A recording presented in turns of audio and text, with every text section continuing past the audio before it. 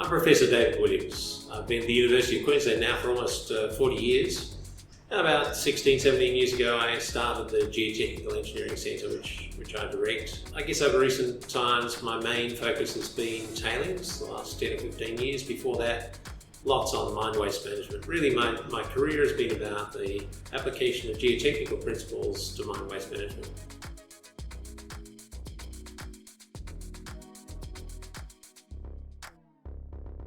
Well, I think one of the big innovations has been CPTU, or cone penetration testing with core pressure profiling. It's an order of magnitude faster than typical drilling and sampling. Not so much that the actual penetration is necessarily that much quicker, but you have to stop the drilling process and take samples, take the drill string out and so on. So it's about an order of magnitude faster to do CPT. Hence, it's about 10 times cheaper. So it's being used a lot. And it's displacing, in many cases, the use of conventional drilling. However, the CPTU, so-called soil behaviour type classification, is not compatible or comparable with the Unified Soil Classification System. They're completely different. You could have a borehole, you can have a CPT right next to it, you wouldn't be able to cross-correlate between the soil behaviour type and the Unified Soil Classification.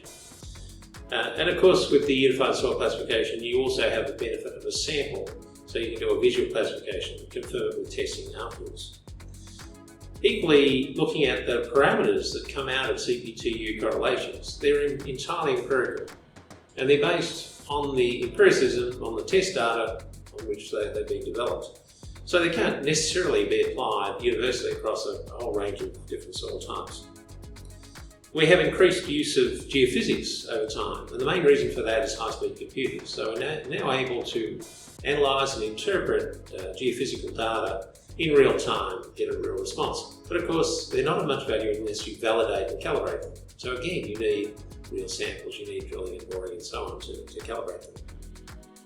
Over time, we've had reduced soil sampling and testing, mainly because of the cost. So expensive to get samples, expensive to do the testing, and there's also a time component as well. It takes time to get that work done.